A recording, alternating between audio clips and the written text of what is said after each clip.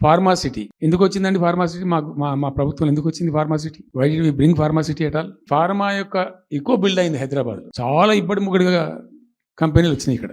అసలు 1/3 వరల్డ్కు మన genome valley నుంచే వ్యాక్సిన్ సప్లై అవుతుంది. అయితే ఏమవుతుంది, ఆ రసాయనిక వ్యర్థాలు ఏవైతే ఉంటాయో అవి కొద్ది కారకాలు ఉంటాయి, ఇబ్బందులు కలిగిస్తాయి. మన హుస్సేన్ సాగరే కాలుష్యమయమైపోయి గబ్బు వాసన వచ్చే పరిస్థితి ఉండేది, మనం అందరం కూడా చూసినాం. దీని నుంచి ఈ హైదరాబాద్ బయటపడాలి. ఫార్మా వదులుకుందామా? వదులుకోవద్దు. లార్జర్ ఇంట్రెస్ట్లో ఫ్యూచర్ దృష్ట్యా ఫార్మాను కాపాడుకోవాలి, ఆ ఎక్కువ పోనీయద్దు. ప్లస్ ఈ కాలుష్య భారం నుంచి ప్రజలను రక్షించుకోవాలి. ఎట్లా అంటే జెడ్ఎల్బి అని వచ్చింది, జీరో లిక్విడ్ బేస్ అని. ఆ డిశ్చార్జ్ ఏదైతుందో దాన్ని మొత్తం జీరో లిక్విడ్ చేస్తారు.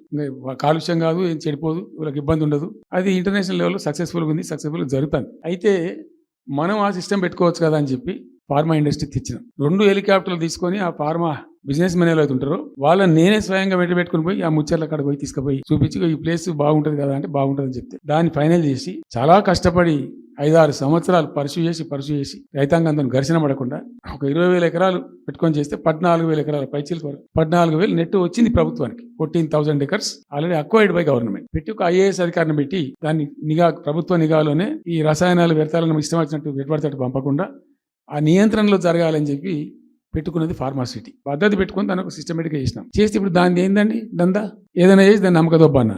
ఏం జరుగుతుంది రాష్ట్రంలో? ఫ్యూచర్ సిటీ, తొక్క సిటీ. ఎవరికి కావాలి నీ ఫ్యూచర్ సిటీ? నాకు అర్థం కాదు. నువ్వు పెంచినావు హైదరాబాద్, ఎవరు చేసిన హైదరాబాద్ సిటీ?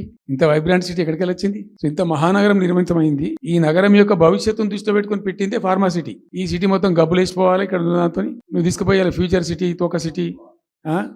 ఏందన్నట్టు ఇది? అన్ని దిక్కుమాలిన పాలసీలు, రియల్ ఎస్టేట్ బ్రోకర్ దందా తప్పితే ఇంకోటి లేదు. అన్నీ కనబడతాయి మనకు.